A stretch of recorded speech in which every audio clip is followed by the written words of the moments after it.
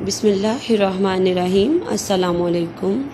उम्मीद है बेटे आप सब खैरियत से होंगे। चलते हैं अपने आज के सबक की तरफ। जो आज हम उन्वान शुरू कर रहे हैं वो कुदरती आफात जो हमने कल शुरू किया था उसी का जुज़ नंबर 2 है ज़लज़ले। आज हम ज़लज़ले की पढ़ाई करेंगे जो सफ़ा नंबर 33 के आखिर से शुरू होकर सफ़ा नंबर 34 तक है। ठीक है, तो पढ़ाई से पहले मैं आपको ज़लज़ले के बारे में बता दूं थोड़ा कि ये क्या है। बेटा जैसे हमने कल पढ़ा था कि कुदरती आफात वो मुसीबतें, वो आफात है जो अल्लाह की तरफ से हम पर आती है, या तो ज़मीन के ऊपर या ज़मीन के अंदर से आती हैं। ठीक है, तो उसी की एक सूरत है ज़लज़ला।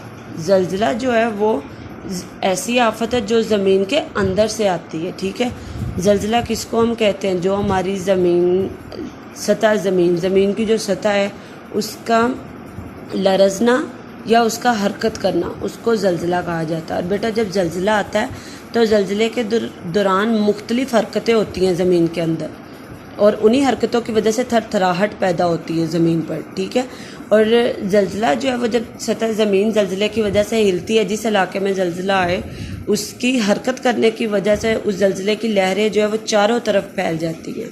और जिस इलाके में आता है ज़लज़ला वहाँ तो वो बहुत तबाही मचाता है, लेकिन जब उसकी लहरें उसके लरज़ने की वजह से, ज़मीन के लरज़ने की वजह से उसकी लहरें चारों तरफ जब फैलती हैं तो फिर दूर दूर तक जो है वो उसका नुकसान कम होता है। लेकिन जिस इलाके में आए, जिस जगह ज़्यादा आए, वहाँ पे उसका नुकसान ज़्यादा होता है। ठीक है, तो अब हम इसकी पढ़ाई शुरू करेंगे। ज़लज़ले, सतह ज़मीन के लरज़ने या हरकत करने को ज़लज़ला कहा जाता है। ज़लज़ले के दौरान ज़मीन के अंदरूनी हिस्सों में मुख्तलिफ़ हरकत के सबब ज़मीन की सतह पर थरथराहट पैदा होती है। ज़लज़ले सतह ज़मीन के किसी एक हिस्से के हरकत करने से पैदा होते हैं। इस जगह से ज़लज़ले की लहरें चारों अतराफ में सफ़र करती हैं।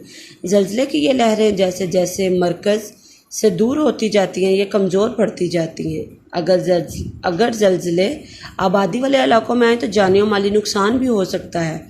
1935 ईस्वी में जो ज़लज़ला कोयटा के इलाके में आया था उससे बेपनाह तबाही हुई थी। 8 अक्टूबर 2005 ईस्वी की सुबह क़यामत खेज़ ज़लज़ले ने आज़ाद कश्मीर, सूबा खैबर पख्तूनख्वा और पाकिस्तान के दारुल हुकूमत इस्लामाबाद में शदीद तबाही मचाई। ज़लज़ले के झटके इस कदर शदीद थे कि पंजाब के अक्सर शहरों के लोग घरों, दफ्तरों और कारोबारी मराकज़ से खौफज़दा होकर सड़कों पर आ गए। 26 अक्टूबर 2015 ईस्वी को आने वाले खौफनाक ज़लज़ले ने खैबर पख्तूनख्वा के रिहायशी मकानात और सरकारी इमारतों को शदीद नुकसान पहुँचाया। ज़लज़लों से इमारतें तबाह हो जाती हैं, जानी और माली नुकसान भी होता है। सड़कें और पुल वगैरह तबाह होने से ज़राए आमदो रफ्त की सहूलतें मुतासिर होती हैं। अमदादी कार्रवाइयों में दुश्वारी पेश आती है। बिजली, गैस और पानी का निज़ाम दरहम बरहम हो जाता है। एहतियाती तदाबीर। नंबर 1, ज़्यादा ज़लज़लों वाले इलाकों में बुलंदोबाला इमारतें तमीर ना की जाएँ बल्कि लकड़ी के मकानात बनाने चाहिए। नंबर 2, ज़लज़ले के वक्त हवास पर काबू रखने और एहतियाती तदाबीर इख्तियार करने की तरबियत दी जानी चाहिए। अहम मालूमात।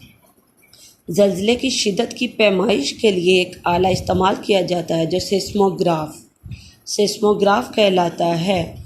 ज़लज़ले की शिद्दत का अंदाज़ा एक पैमाने से होता है जिसे रिक्टर स्केल कहते हैं।